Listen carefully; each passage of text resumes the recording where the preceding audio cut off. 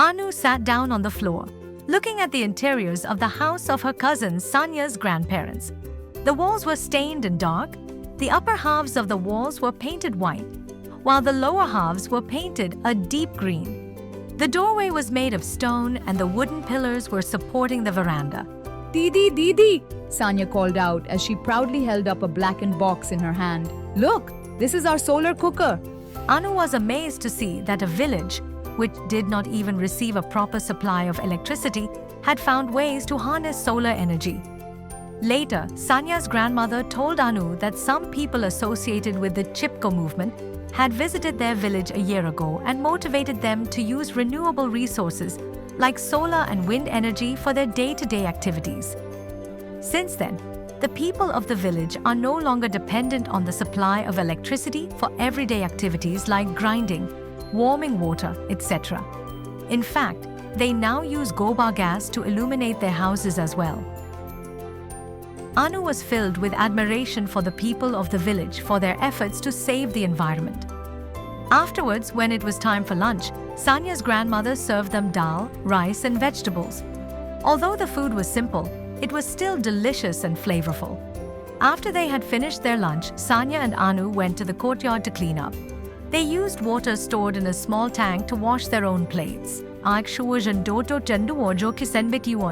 Sanya told Anu that they did not use a tap for washing utensils, as it led to a lot of water getting wasted. On the other hand, only the required amount is taken from the tank. This helped in saving water. The washing area was connected to the kitchen garden through a small channel. The water used for washing the plates flowed to the garden and irrigated the plants. Thud, thud, rumble, thud. What's that? Anu asked Sanya curiously. Someone must be repairing the pond, Sanya replied. The two girls went outside the house, and the sight of around 15 to 20 women carrying heaps of stones on their heads while repairing the walls of a pond-like structure close to the center of the village amazed Anu. Sanya explained to Anu that the pond was man-made. The village people had dug around 4 to 5 such ponds across the village to store rainwater. Water from these ponds was not only used for irrigating the fields, but was also supplied to houses after treating it to make it fit for consumption. Monsoon is around the corner, so these women are repairing the walls which were destroyed by wild animals, Sanya added. Anu also came to know that most men of the village had left the village to find work in nearby cities. So it was the efforts of the women of the village which had made the village so prosperous. Anu was quite surprised to see that the women were involved in all kinds of field activities, ranging from plowing fields to harvesting crops.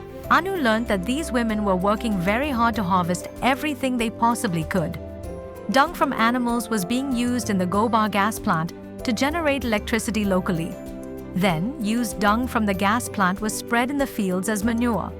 Moreover, the straw that was left after harvesting of grain was fed to the animals. Everything in the village was interconnected. Animal waste was used in agriculture, and agricultural waste was used to feed animals. Anu was astonished to see all the efforts the simple villagers were making to conserve their environment and its resources. Her respect for the villagers grew with every new experience.